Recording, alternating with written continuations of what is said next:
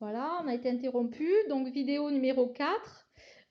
Vidéo numéro 3, c'était le contexte qui faisait que j'appelais le 119. Donc je ne vais pas revenir dessus, si ce n'est que j'ai appelé le 119. C'est donc beaucoup de mal à avoir le 119. Le 119, donc faut beaucoup, beaucoup, beaucoup insister pour avoir quelqu'un au bout du fil. N'importe quel jour, n'importe dans le journée, dans la nuit. Dans la nuit, c'est plus facile. Après, dans la nuit, c'est la nuit et les gens qui répondent la nuit, ben voilà, ils sont réveillés la nuit, c'est pas drôle pour eux. Donc peut-être qu'ils sont moins accueillants, je sais pas. En tout cas, moi j'ai appelé le 119, j'étais stressée. C'est le travailleur social qui me suivait, qui m'a dit que si c'était vraiment trop, la situation était vraiment trop critique pour moi, je pouvais appeler le 119, que a priori ça allait plus vite que les services du conseil départemental.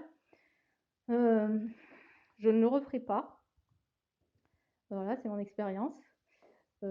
Pourquoi je le referai pas? Ben parce qu'ils me connaissent pas. Je crois qu'ils prennent, qu'ils ont de la compréhension et en fait ils veulent même pas prendre, ils voulaient même pas prendre mon témoignage en note. Donc la dame de l'autre côté du fil, en fait, elle était désagréable.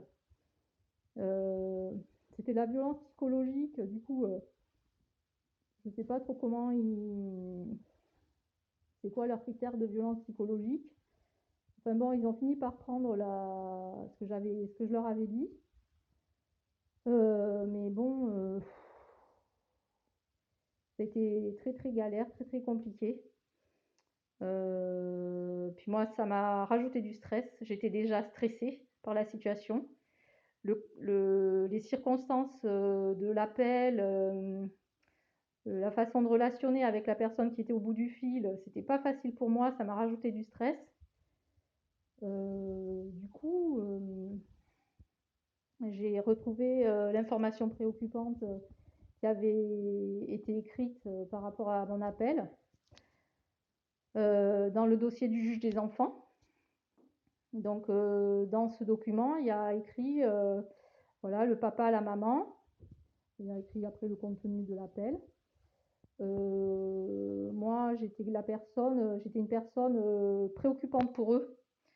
Ben, voilà, je comprends bien aussi, de par mon stress. La dame que j'ai eu au téléphone, je dis, bah, je sais pas, il faut que j'avale des médicaments pour qu'on m'écoute, voilà, notamment. Donc, ça a dû l'inquiéter, je comprends. Et d'un autre côté, elle voulait pas prendre mon commentaire en note. Voilà, elle voulait pas prendre mon adresse. J'étais complètement déstabilisée. Je pensais que j'allais trouver de l'écoute et en fait, je n'en avais pas. Voilà.